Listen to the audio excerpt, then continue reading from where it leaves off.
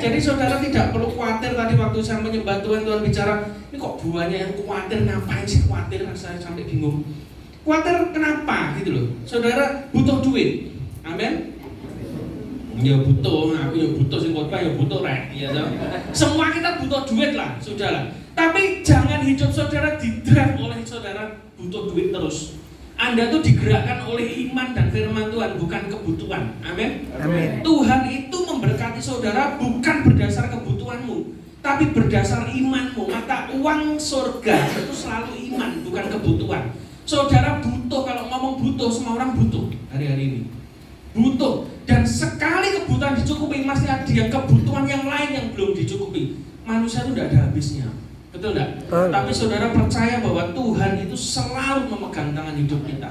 Amin. Coba saudara lihat, ini kan ada barang toh, ya toh. Ini Tuhan kasih contoh. Ini sedotan.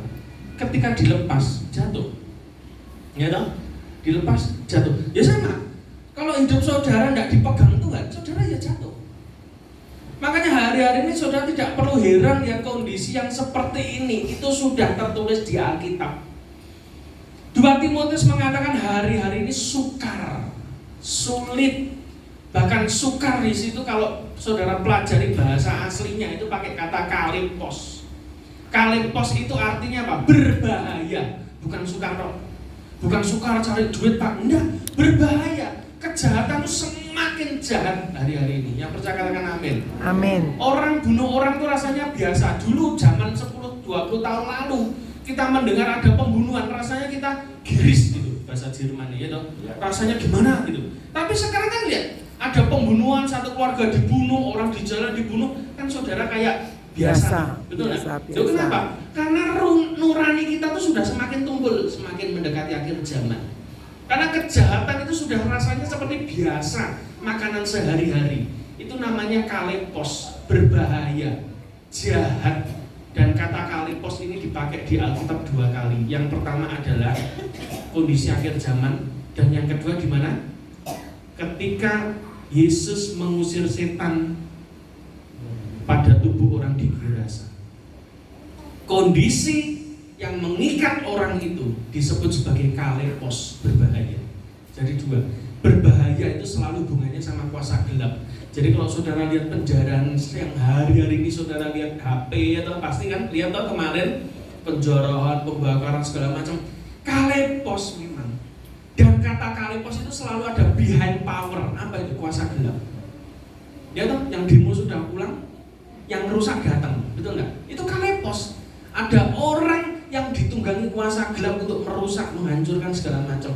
Bukankah setan itu mencuri, membunuh, membinasakan? Betul nggak? Dia selalu merusak.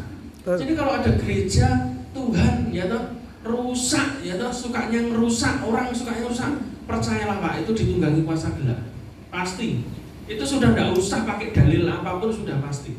Karena apa? Tubuh Kristus tidak mungkin dipecah-pecah. Betul nggak? Apa ada tangan sakit terus kepala ngomong syukur tangan loro kan ya? Nah, enggak ada toh, betul enggak? Kalau tangan sakit pasti kepala ikut cenut-cenut, ikut pusing, betul. Ya toh? Tubuh Kristus itu begitu. Jadi kalau ada temennya saudara seiman yang jatuh tapi kita malah nyukur nih, wah itu bahaya itu. Itu tanda tubuh Kristusnya lagi kena kanker itu. Begitu ya toh?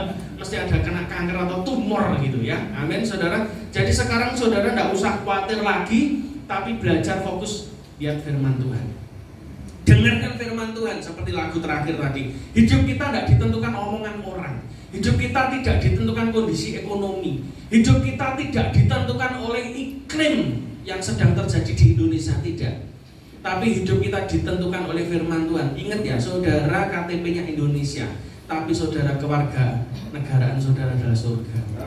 Amin. Dan orang yang hidup dalam kerajaan surga berkatnya selalu tidak terbatas. Ya, kasih tahu kanan kirimu, rekening